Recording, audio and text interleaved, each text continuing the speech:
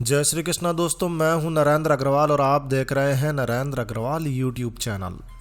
दोस्तों, कलयुग में हनुमान जी एकमात्र ऐसे जीवित देव हैं जो आज भी धरती पर अपने भक्तों के कष्टों को हरण कर रहे हैं। राम भक्त हनुमान जी की शक्तियों से सभी भली भांति परिचित है। पवन पुत्र हनुमान जी को देवों के देव महादेव शिव का अवतार माना गया है और तंत्र में हनुमान जी को 11वां रुद्र माना गया है। सभी जानते हैं कि पवन पुत्र इतने बलशाली हैं कि बाल्यकाल में ही उन्होंने सूर्य को अपने मुंह में रख लिया था।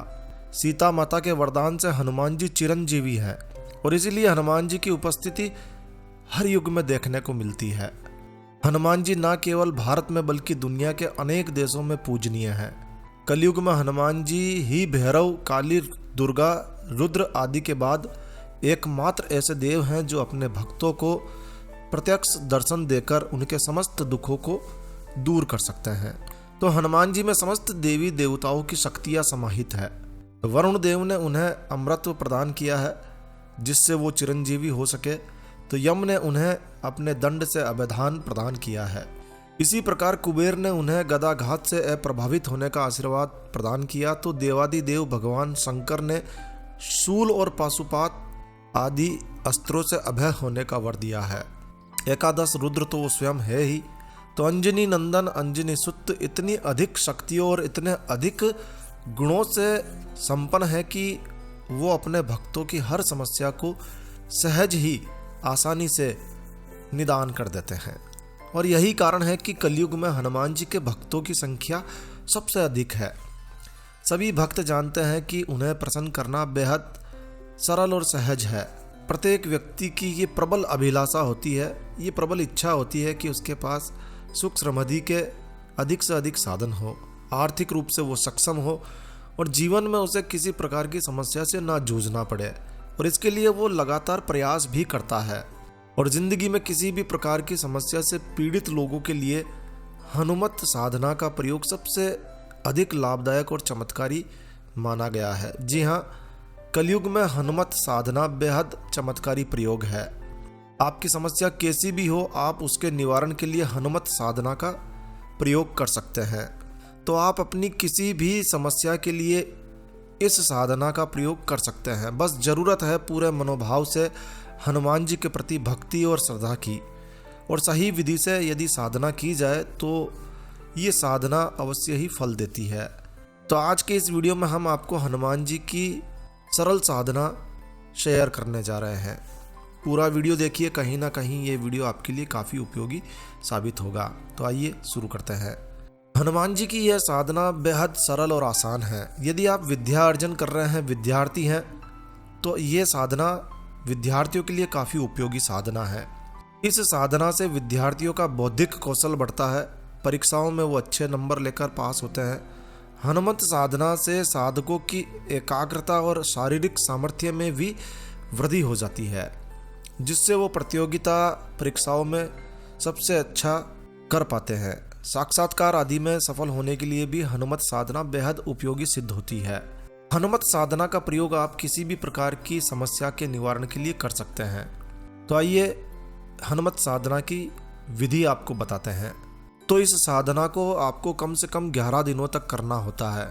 11 दिन की साधना के बाद ही साधक को इच्छित फल की प्राप्ति होने लगती है।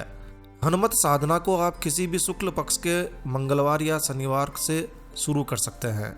यदि आप इस साधना को किसी प्राचीन हनुमान मंदिर में हनुमान जी की विशेष पूजा करके संपन्न करते हैं तो इसका परिणाम, इसका फल तत्काल ही मिलता है। और आप इस साधना को घर पर भी कर सकते हैं, लेकिन हम कहेंगे कि आपको इस साधना को मंदिर में ही करना चाहिए। तो इस साधना को आपको शुक्ल पक्ष के मंगलवार या शनिवार से शुरू करना है। मंगलवार के दिन और शनिवार के दिन आपको उपवास रखना है। उपवास के दौरान 1-2 बार आप दूध का, फलों का सेवन कर सकते हैं। संध्या काल के समय नहा धोकर स्वच्छ वस्त्र पहनकर आप किसी प्राचीन हनुमान मंदिर में जाएं, जहां हनुमान जी की सिंदूरी प्रतिमा स्थापित हो। मंदिर में जाकर सबसे पहले हनुमान जी को घी और सिंदूर का चोला चढ़ाएं। हनुमान जी को लाल गुलाब की पुष्पमाला अर्पित करें और हनुमान जी को फल और नैवेद्य अर्पित करें। नैवेद्य के रूप में मोटी रोटी का चूरमे का भोग लगाएं अब हनुमान जी के समक्ष आपको बैठ जाना है। इसके लिए लाल रंग का ऊनी आसन बिछाकर ही बैठना है। हनुमान जी के चरणों में शुद्ध रक्त चंदन की माला रख दीजिए। तो इसके लिए साधना के लिए आपको एक रक्त चंदन की माला भी ज़रूरत पड़ेगी।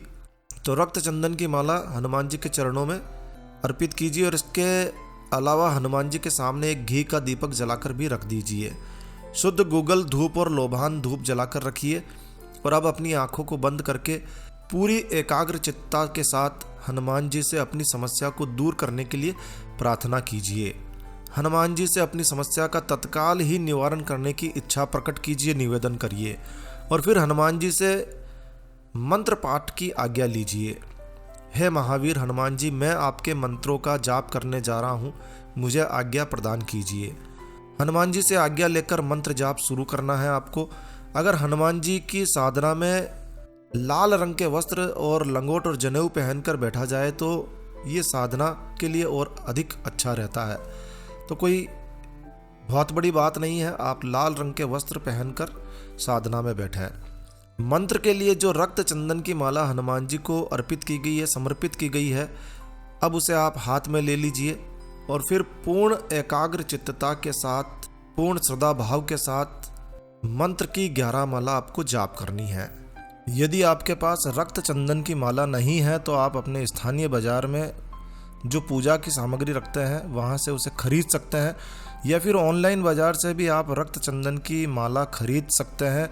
यदि आप ऑनलाइन बाज़ार से रक्त चंदन की माला खरीदना चाहते हैं तो डिस्क्रिप्शन में हम उसका लिंक छोड़ रहे हैं जहाँ से आप उसे खरीद सकते हैं। जिस मंत्र का आपको जाप करना है वो मंत्र आपको स्क्रीन पर दिखाया जा रहा है।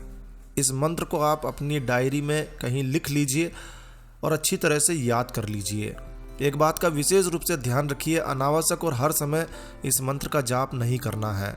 11 माला मंत्र जाप जब पूरे हो जाएं, तब एक बार फिर से हनुमान जी से अपनी प्रार्थना दोहराइए, निवेदन कीजिए अपनी समस्या का निवारण करने के लिए और अपने इस अनुष्ठान में पूरी तरह से सफलता प्राप्त करने का उनसे अनुरोध कीजिए। और इसके बाद में हनुमान जी से आज्ञा लेकर ही आपको आसन से उठना है। हनुमान जी से आज्ञा लेकर फिर आप आसन से उठ सकते हैं। इसके बाद में प्रसाद को आपको सभी में बांट देना है। साधना काल में आपको ब्रह्मचर्य का पालन करना अनिवार्य है। साथ ही साथ साधक को भूमि पर ही शयन करना जरूरी है, यानी कि जमीन पर ही सोना है। साधना काल में सात्विक आहार ग्रहण करना चाहिए तथा सभी तरह के व्यसनों से, नशों से आपको दूर रहना चाहिए। दोस्तों, यह हनुमत साधना, हनुमत अनुष्ठान कुल 11 दिनों का होता है। इन 11 दिनों में हनुमान जी को आपको प्रत्येक मंगलवार और प्रत्येक शनिवार के दिन घी सिंदूर का चोला चढ़ाना होता है और बाकी के दिनों में आप हनुमान जी को ताज़ा पुष्प की माला, फल, ताज़ा नैवेद्य और घी का दीपक प्रज्वलित करना ही पर्याप्त है। रोजाना मंत्र जाप करना है 11 माला। मंत्र जाप से पहले और मंत्र जाप के बाद रोजाना हनुमान जी से अपनी प्रार्थना, अपना निवेदन जरूर रखें। बिना हनुमान जी की आज्ञा प्राप्त किए आसन से ना उठें। फिर से बता देते हैं, मंत्र जाप आपको रक्त चंदन की माला से ही करना है, किसी दूसरी माला से नहीं करना है। 11वें दिन तक या साधकों को अपनी इच्छा का फल प्राप्त हो जाने तक इस साधना को करना चाहिए। 11वें दिन के बाद में साधक को इच्छित फल की प्राप्ति हो जाती है या फल प्राप्त होने के अवसर बनने लगते हैं। यदि समस्या बहुत अधिक बड़ी है और आपको लगता है कि अभी परिणाम नहीं मिला है तो आप परिणाम प्राप्त होने तक साधना को जारी रख सकते हैं। यदि आपको लगता है कि हनुमान जी के मंदिर में बैठकर आप इस उपाय को नहीं कर सकते हैं तो आप इस साधना को घर पर भी कर सकते हैं, लेकिन घर पर प्राण प्रतिष्ठित प्रतिमा नहीं होती है, इसलिए मंदिर में किया जाना श्रेष्ठ होगा। तो यदि आपको लगता है कि मंदिर में बैठकर नहीं कर सकते हैं तो आप दूसरे मंदिर की तलाश कीजिए। प्रतिदिन साधना के बाद में मंदिर में हनुमान जी की प्रतिमा के समक्ष बैठकर हनुमान चालीसा का पाठ अवश्य कीजिए। शनिवार और मंगलवार को पाठ की संख्या 5 कर दीजिए, 5 बार कीजिए। उपाय करते समय मन में आपको हनुमान जी के प्रति विश्वास रखना जरूरी है। हनुमान जी से अपनी समस्या को रखना जरूरी है और ये विश्वास रखिए कि हनुमान जी आपकी समस्या को दूर करने में सक्षम है और वो आपकी समस्या को दूर करेंगे। इस उपाय को करते समय यह भी ध्यान रखिए कि आप जो भी कर रहे हैं वो पूरी निष्ठा से कर रहे हैं तभी हनुमान जी की प्रसन्नता आपको शीघ्र प्राप्त होती है। तो दोस्तों, इस साधना को करके आप भी देख सकते हैं। ये साधना बड़ी ही चमत्कारी साधना है, सरल साधना है और इससे आपकी हर समस्या का निवारण हो सकता है। तो बस इस वीडियो को यहीं विराम देते हैं दोस्तों। यह जानकारी आपको कैसी लगी? आशा है आपको यह जानकारी बहुत अच्छी लगी होगी। तो यदि आपको यह जानकारी अच्छी लगी है, ये वीडियो अच्छा लगा है, तो कृपया लाइक के बटन पर जरूर क्लिक कीजिए। और यदि आपने हमारा ये चैनल सब्सक्राइब नहीं किया हुआ है तो कृपया चैनल सब्सक्राइब कर लीजिए, क्योंकि इस चैनल पर हम लेकर आते हैं आपके लिए तरह तरह की धार्मिक जानकारियाँ, हम रेमेडीज, हम टिप्स और टेक्निकल नॉलेज। तो सब्सक्राइब करने पर आपको हमारे नए वीडियोस की अपलोड्स लगातार निरंतर मिलती रहेगी। तो अभी सब्सक्राइब के लाल बटन पर क्लिक करके चैनल सब्सक्राइब कर लीजिए। तो एक नया वीडियो, एक नई जानकारी लेकर मैं आपका दोस्त नरेंद्र अग्रवाल फिर मिलूंगा। तब तक के लिए stay healthy, stay happy. Thank you for watching my video. Thanks. जय श्री राम, जय हनुमान।